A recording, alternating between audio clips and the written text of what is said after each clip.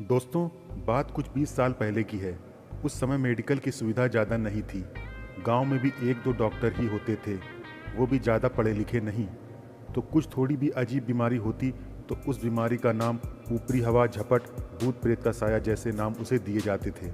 उनके इलाज के लिए लोग साधु महाराज के पास भी जाते थे, क्योंकि वो गुरुकुल में चिकित्सा के बारे में भी पढ़ते थे और कई मानसिक और शारीरिक बीमारी का इलाज कर लेते थे। उन साधु महाराज को बाबा का नाम दिया जाता था। मगर अब सब बाबा एक जैसे नहीं होते। कुछ ढोंगी बाबा भी होते हैं जो इन अच्छे साधु की तरह बस कपड़े पहनकर रुपए कमाते हैं और अपनी हवस की आग बुझाते हैं। गांव से थोड़ी सी दूर पर एक कुटिया में एक बाबा रहते थे। वो गांव में आटा, दूध, मक्खन मांग के अपना गुजारा करते थे। गांव में एक दो लोगों को कुछ बीमारी हुई और वो बाबा ने ठीक कर दी, तो सब लोगों ने उनको बहुत सम्मान देना शुरू कर दिया और उनको मंदिर में ले गए और मंदिर के पीछे एक पुराने घर में उनके रहने का इंतजाम कर दिया गया। अब तो बाबा के पास गांव के बहुत मरीज आने लगे। बाबा कुछ का कुछ इलाज कर देते, कुछ ठीक होते तो कुछ नहीं, पर बाबा को इसका कोई इल्जाम नहीं लगा रहा था। गांव की एक लड़की लाजवंती उर्फ लाजो, जो 22 वर्ष की थी, जवान थी, काफ़ी दिनों से बीमार चल रही थी। उसने वैद्य को भी दिखाया पर ठीक नहीं हुई। तो लाजो की माँ को किसी ने कहा कि मंदिर वाले बाबा को भी दिखा कर ले आए एक बार, कि कुछ भूत प्रेत का साया तो नहीं है। तो लाजो की माँ उस लड़की लाजो को बाबा के पास ले गई। बाबा उस समय मंदिर में सफाई करने में लगे हुए थे। बाबा ने उन्हें मंदिर के पीछे जाकर इंतजार करने को बोला, तो वो बाबा के रहने वाले घर में आ गई। कुछ देर बाद बाबा भी उस घर में आ गया। उसने पूछा, माई क्या तकलीफ है? तो माई ने पूरी कहानी सुनाई। बाबा ने उन्हें थोड़ा समझाया और लाजो से बात करने लगे। कुछ बात पूछकर उसने राख की पुड़िया बनाई और उसे दे दी। फिर बाबा बोला, माई इसे 1-2 दिन इसी समय ले आना। तो माई ने उन्हें हाँ कर दिया। अब लाजवंती अगले दिन भी बाबा के पास अपनी माई के साथ गई और ये सब 2-4 दिनों तक चलता रहा। फिर एक दिन बाबा ने लाजवंती को सामने बैठा लिया और उसकी माई को बोला कि वो दूर रखी हुई चारपाई पर बैठ जाए। तो लाजवंती की माँ कुछ दूर रखी हुई चारपाई पर जाकर बैठ गई। बाबा ने लाजो से बात करना शुरू कर दिया। बच्चा, भूख लगती है तुझे? लाजवंती बोली, हाँ बाबा। बाबा बोला, कोई चिंता की बात है घर में? लाजो बोली, नहीं बाबा, सब ठीक है। बाबा ने कहा, तेरी शादी हो गई है? लाजवंती ने बोला, नहीं बाबा, अभी नहीं हुई है। बाबा, मन करता है तेरा? लाजवंती, हाँ बाबा। हाँ, अब तो तू जवान हो गई है तो तेरा तो मन करता ही होगा। किसी के साथ मिली है अभी? लाजवंती ने गर्दन झुकाकर शर्मा कर बोला, नहीं बाबा। और फिर बाबा ने बोला कि तेरी बीमारी का तो पता चल गया। लाजवंती बोली, अच्छा बाबा।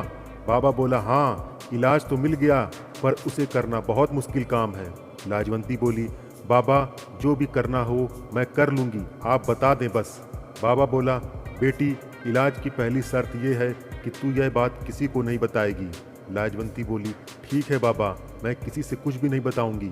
फिर बाबा बोला, ध्यान से सुन, रात को जब तू पेशाब करने उठे तो अच्छे से मुंह हाथ धोकर एक मूली या गाजर लेकर अपने शरीर पर रगड़ देना। लाजवंती बोली, ठीक है बाबा। और फिर इसके बाद लाजवंती घर आ गई। वो घर पर गाजर मूली ढूंढने लगी, उसे नहीं मिली। फिर कहीं दूर उसे एक मोटी गाजर मिली, जिसे उठाकर वह रसोई में छुपा कर रख आए। फिर रात होने का इंतजार वो करने लगी।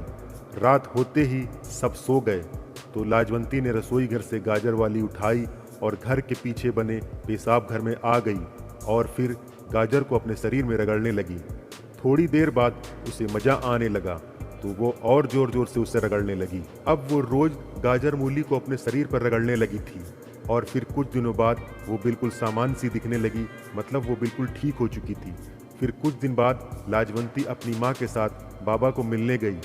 माँ बोली, बाबा आपने तो कमाल कर दिया, अब तो लाजवंती बिल्कुल ठीक हो गई है। बाबा बोले, माई ये तो ऊपर वाले की दया है, वो ही करता है सब। माँ बोली, बाबा ले, मैं तेरे लिए खाना लाई। बाबा ने वो खाना रखवा दिया और बोला, माई अब इसकी शादी कर दे कोई अच्छा सा लड़का देख के। माँ बोली, हाँ बाबा, शादी तो पहले ही कर देते, पर ये बीमार थी, इसका रंग भी पीला हो गया था, पर अब कर देंगे। शादी की बात सुनकर लाजवंती शर्मा गई। बाबा बोला, माई इसे सुबह मंदिर में भेज दिया कर, पूजा करनी पड़ेगी जिससे इसे अच्छा सा घर मिले। माँ बोली ठीक है बाबा, कल से ही ये आ जाया करेगी मंदिर।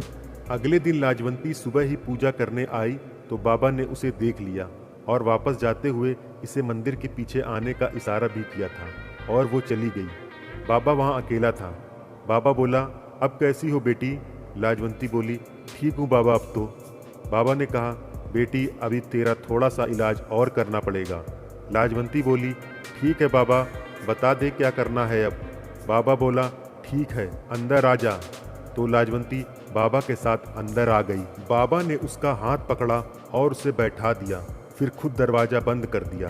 तो लाजवंती दरवाज़ा बंद कर देखकर डर गई। बाबा दरवाज़ा क्यों बंद कर दिया? बाबा बोला, कुछ इलाज अकेले में ही करने पड़ते हैं, मैंने उस दिन भी बताया था। लाजवंती अब सब कुछ समझ चुकी थी और वो चुप ही रही। और फिर जिस बात का डर था वही हुआ। बाबा ने लाजो की तोड़ दी और फिर 1 घंटे बाद बाबा ने लाजो से पूछा, कैसा लगा बेटा? लाजो बोली, बहुत अच्छा लगा बाबा जी। इसके बाद से तो बाबा रोज लाजो के साथ ऐसा करने लगा। फिर कुछ दिनों बाद लाजो की शादी हो गई, पर बाबा तो और ज़्यादा प्रसिद्ध हो चुका था। लाजवंती के पड़ोस में एक औरत कमला की बहू की शादी को 2 साल हो गए थे, पर उसे कोई बच्चा नहीं हुआ था। तो उसने लाजो की माँ को ये सब बताया, तो उन्हें उस बाबा के बारे में लाजो की माँ से पता चल गया। और फिर अगले दिन कमला अपने बेटे की बहू कुसुम को लेकर बाबा के पास गई। बाबा ने कमला को आश्वासन दिया कि ऊपर वाला सब ठीक कर देगा और कुसुम को सामने बैठाकर उसके बारे में पूछने लगा, कितनी उम्र है बेटी? 23 साल है बाबा। बाबा बोला, शादी कब हुई थी कुसुम?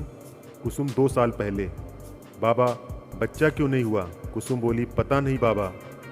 बाबा बोले, इसे 1 महीने तक रोज सुबह मंदिर में पूजा करनी होगी। कुसुम बोली, ठीक है बाबा जी।